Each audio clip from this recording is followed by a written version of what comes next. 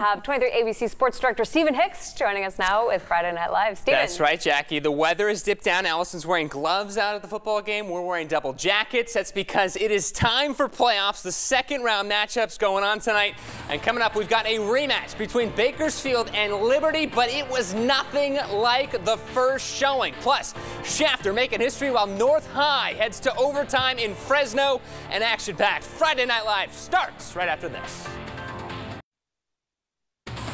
Coming up on 23 FNL, once again, it's Bakersfield and Liberty in the playoffs. Who is moving on after the Southwest Yosemite League rematch? Plus, Garces looks to pull off the upset in D2 while the Eagles begin their title defense. Friday Night Live starts right now.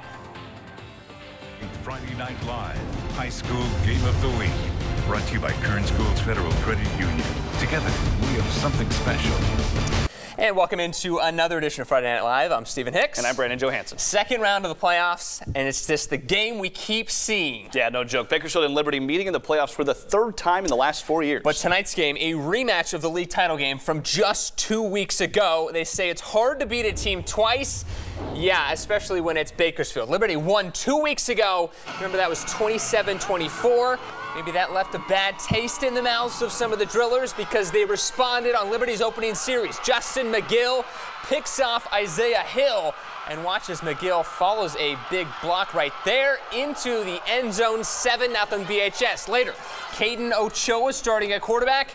On 4th and 2, he keeps it himself, 14-0 to score at the break. But second half, after a BHS fumble on their opening possession, Anthony Villanueva makes it a one-possession game. So Coach Gola looking to respond. He would go to the air. Ochoa airs it out to Justin McGill. He carries a couple Patriots with him into the end zone. 21-6, Drillers leading in the third. Later, Ochoa on the quarterback keeper again. Makes one, makes two cutbacks. Then able to follow some blockers and just kind of walk his way into the end zone. All BHS at this point. See the moves right there. Pretty good stuff. Later, Ochoa on another keeper. BHS blows out Liberty. They are moving on to face Central in a rematch of last year's title game. And for Coach Gola, it was all about finally focusing on the details. People tell them how they're not very good, this and that, and our kids just blindly worked on the little things and worried about ourselves and nobody else. And we're not concerned about Liberty. We're worried about ourselves, and we came out and executed. And I'm very, I can't tell you how excited I am for our kids and what they did tonight.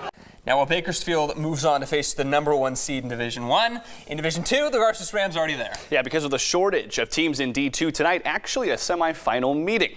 Garces traveling up north. They're taking on Tulare Union. Unfortunately for the Rams, Tulare has this guy named Casimir Allen who leads the nation in rushing touchdowns. He's very good. Allen gets the handoff here, gets to the outside. He would take it in for their first score of the game. The band is amped, as they should be when you get to watch a guy like that.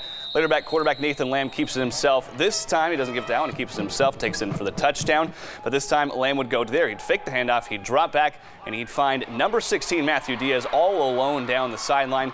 Diaz would take it all the way in for the Tribe touchdown.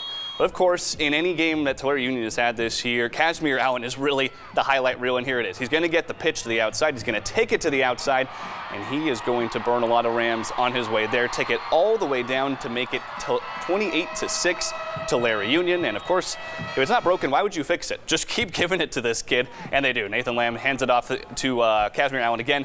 Allen would take it in for the touchdown, and he and the Tribe, they roll over the Rams 42-12. They'll take on Dinuba next week. That is in the section title game. Meanwhile, Fresno at Tehachapi. Tehachapi on the board first and the second, playing through the fog. Quarterback Chris Garcia handing off to Hayden Palmer. Score there, 7-0. They see the touchdown signaled under 10 minutes to go now.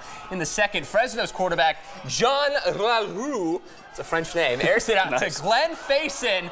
Faison going up to get it. We got a tie game at 7s. Later, in the fourth, LaRue, he decides, he passed it once. He's going to keep it this time for himself. Watch LaRue go, but it wouldn't be enough. As you see, the defense, 6 minutes left in the game.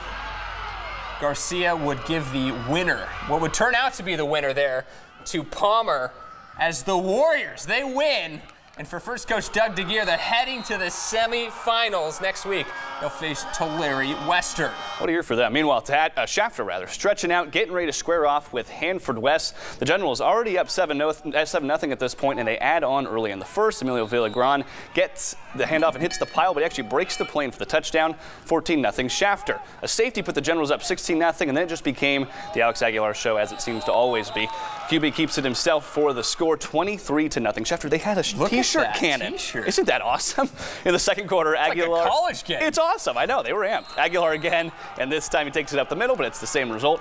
30-0 Generals already. The Huskies trying to get something going, but Marco Rodriguez for Shafter makes a phenomenal interception there to keep the ball from hitting the ground, and he would set this up. Aguilar, he's going to drop back, and he's going to find Rodriguez, the same kid, back to back. To put the Generals up 37-0 in the first half. It was an absolute blowout. We'll go to the second half, and if not broken, don't fix it. Aguilar finds Rodriguez again. That puts Shafter up 44-0. And then the fourth, Aguilar would keep it himself. He does what he has been doing all year long, fakes everyone out, stays on his feet, and dances into the end zone. The Generals win huge, 51-6 over Hanford West, giving them their first semifinal berth since 2000. Coach Gerald Perucci talked about what that means for the city of Shafter. It's been a long time for this community to get to play in a semifinal game. I think 2000 was the last time we were. So it's big for our community, it's big for our kids, but we have big aspirations, so we'll keep grinding.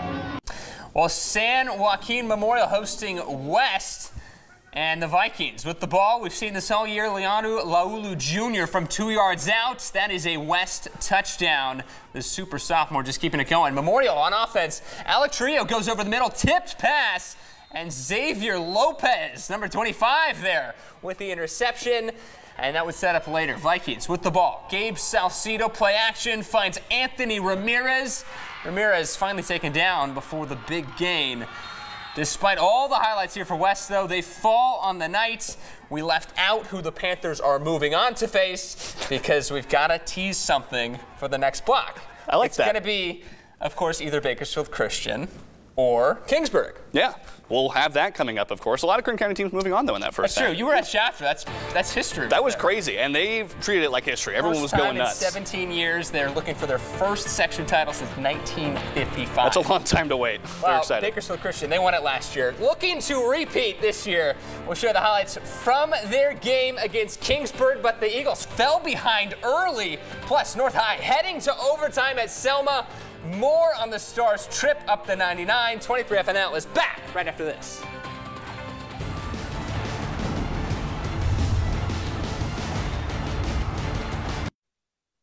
We're Shafter High. You're watching 23 FNL.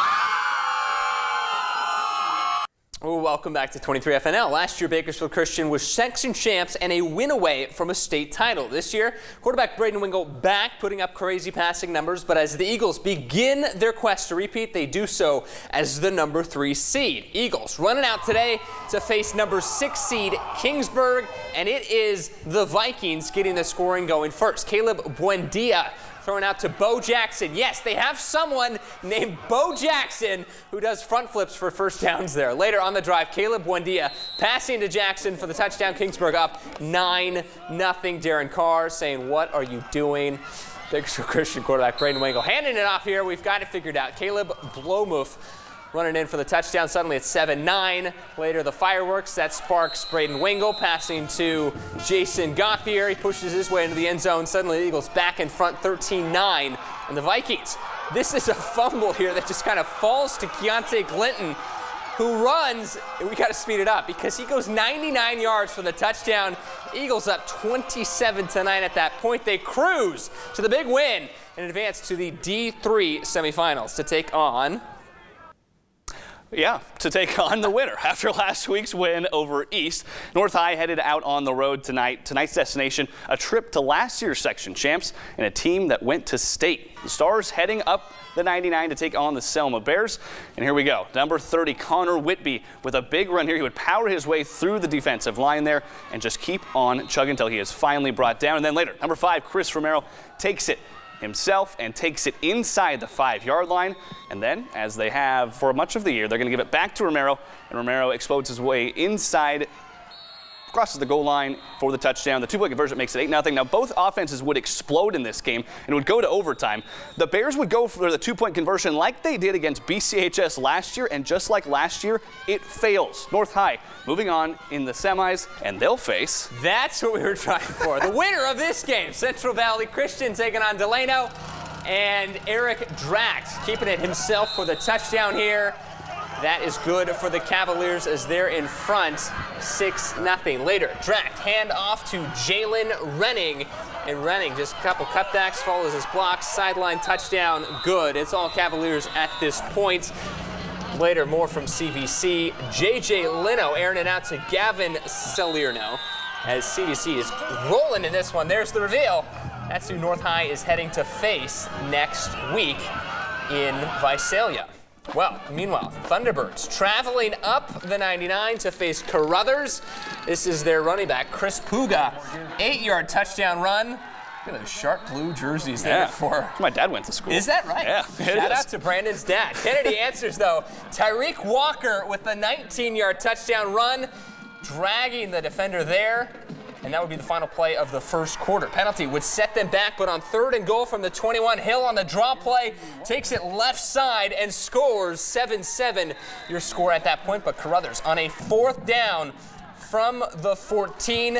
Jared Gilmore throwing it up into double coverage. And watch Isaac Franco get it up there. As Carruthers takes a 14-7 lead. They hang on for the 35-21 win as the Thunderbird season comes to an end, as does all of our highlights for Friday Night Live thus far. But you know what? We've still got something coming up. Top Plays, our final edition of the year. Coming up, who takes home the top honor? We'll show you next in Top Plays. 23FN is back right after this.